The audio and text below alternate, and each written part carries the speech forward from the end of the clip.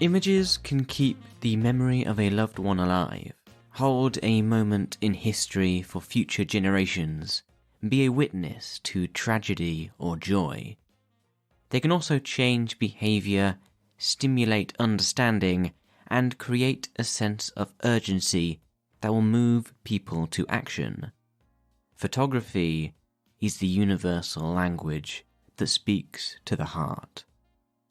Those are the words of Sarah Lean, Director of Photography for the National Geographic, and I think is a perfect introduction to the first episode of Capturing.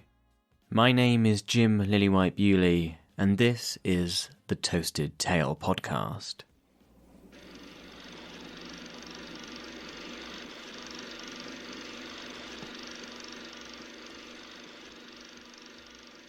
"1955 was a year of change for Marilyn Monroe.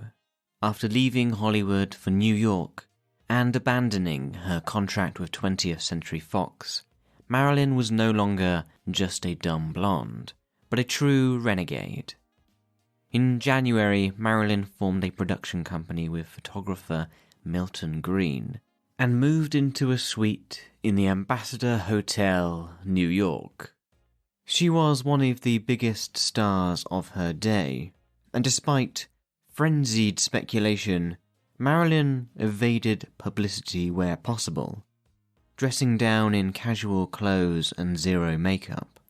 She wandered the city unnoticed and learned about the method, a deeper, more challenging approach to drama, with Lee Strasberg, the Polish-born American actor and director of the Actors Studio.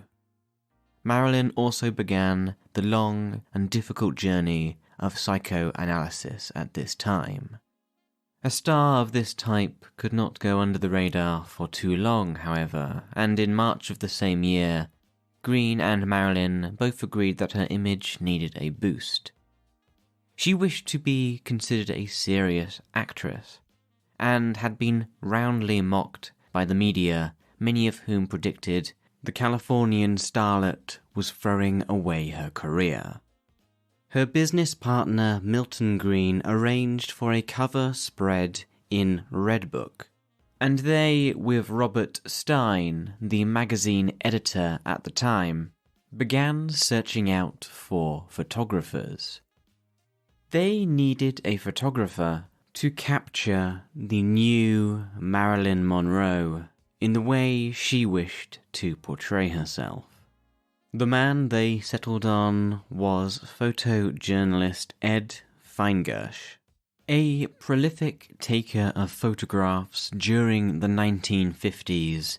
His work ranged from war photography correspondence all the way to producing stories for major magazines publishing at the time. He developed a reputation for putting himself at risk to get the eye-catching shots that the magazine editors craved.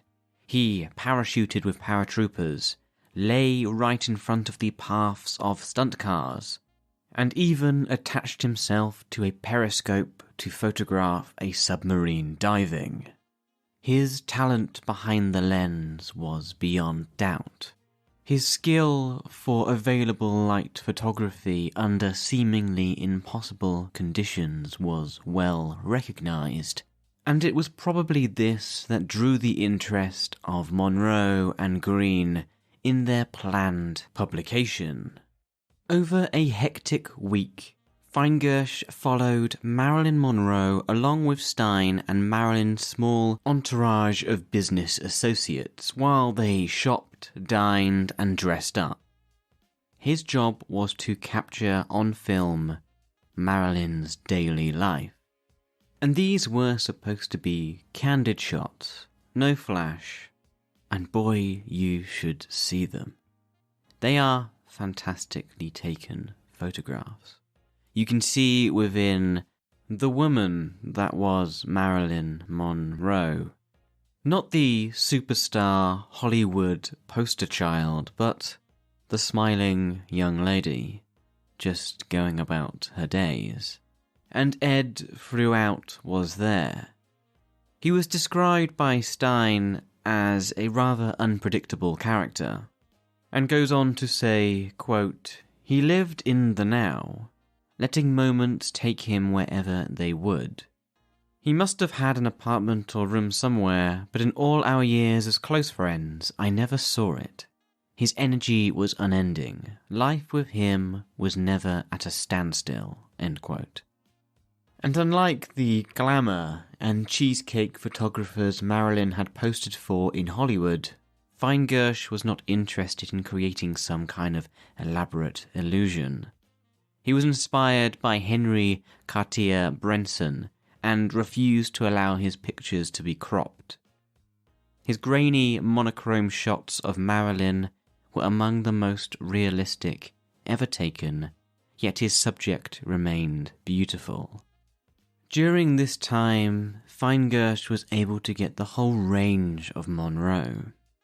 He was able to capture the practiced star charisma that she could switch on at will, which is seen in a particularly famous photo in a hotel room where she is splashing on Chanel No. 5 on herself. And then, at other times, he captured the nervous, sensitive woman that lay just behind that mask. The strain of being Marilyn Monroe was also overwhelming sometimes, and this came through in some of the pictures.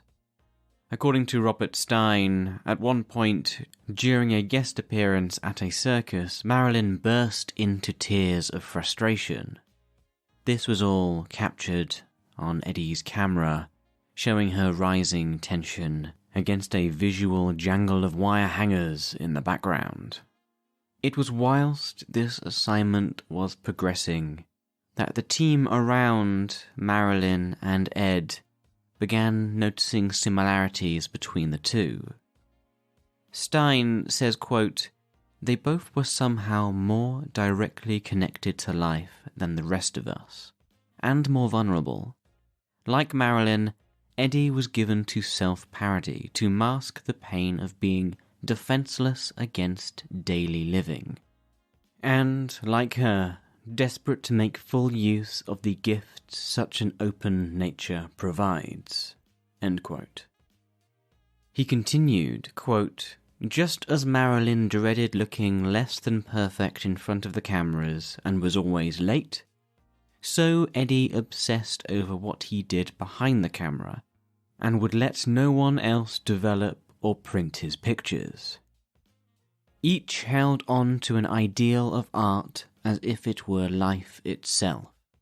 And as it turned out for both of them, it was.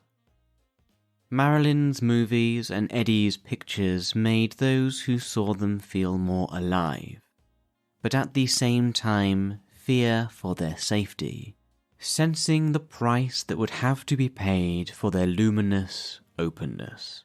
End quote. And can't we see similarities to people nowadays? Those who seem to burn so brightly, and whilst it is a sight to behold while they are lighting up the arena, you do wonder about Icarus flying too closely to the sun. After this project and the amazing pictures produced, Marilyn never worked again with Fiengersh. He married unhappily and struggled with alcoholism and depression. He cut down on his drinking, Stein acknowledged, but the depression got worse. Gradually he came into the office less and less, and finally not at all. Then came a phone call from a woman who had been in love with him for years. He had arrived at her door the evening before and died in his sleep during the night. Fiengersh's lonely demise has poignant echoes of Marilyn's own fate.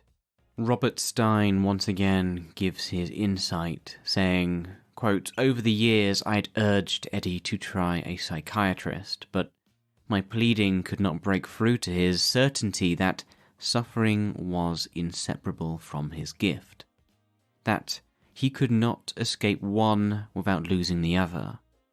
In today's world, he and Marilyn, for that matter, might have been kept going by medication, but back then, there was no such lifeline, end quote. Marilyn Monroe, of course, unfortunately, passed away on August the 4th, 1962, after an apparent overdose. Robert Stein concludes saying, quote, "Ever since, those who loved Eddie's work have tried to get museums to give him the recognition he deserves. But it has been no easier to help him in death than it was during his life. Almost all his prints and negatives, so closely held, scattered and disappeared. Magnificent pictures lost forever." End quote. In a strike of luck, however, Fiengersh's pictures of Marilyn were found in a New York warehouse in 1987. They were purchased by archivist Michael Och as part of a larger lot of unexamined materials. A book, Marilyn 55, was published, and the Fiengersh sessions have since been the subject of many exhibitions. They are now among the most popular images of Marilyn, displaying to any who witnesses them her natural beauty and the masterful artistry of Ed Fiengersh.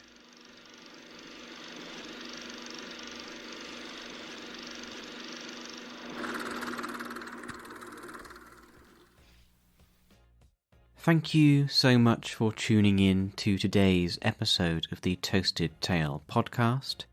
I hope you enjoyed capturing Monroe. I found it very interesting learning about Ed Fiengersh and also about the icon which is Marilyn. The format of today's episode is a bit different from the usual Toasted Tale podcast. I want to keep things fresh on the channel. And also, I feel that due to the fact we do so many different subjects on the Toasted Tale, it may be helpful to organise the episodes we've done moving forward into some kind of categorised format. So if you're interested in a certain type of subject, you can just flick to the ones you wish.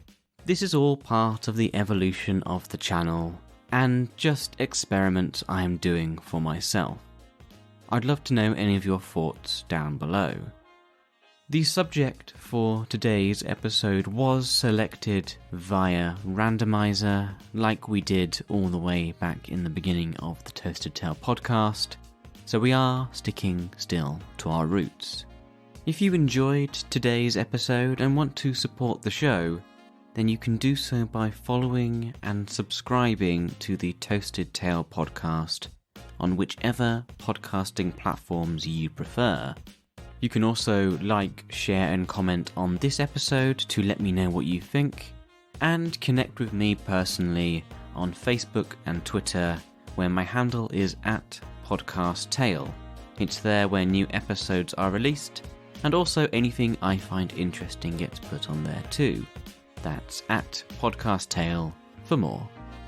I look forward to speaking to you all again soon, and I wish every endeavour you attempt goes successfully and that you are happy in your days. My name has been Jim Lillywhite Bewley. I will speak to you all again soon for another Toasted Tale by the Fireside.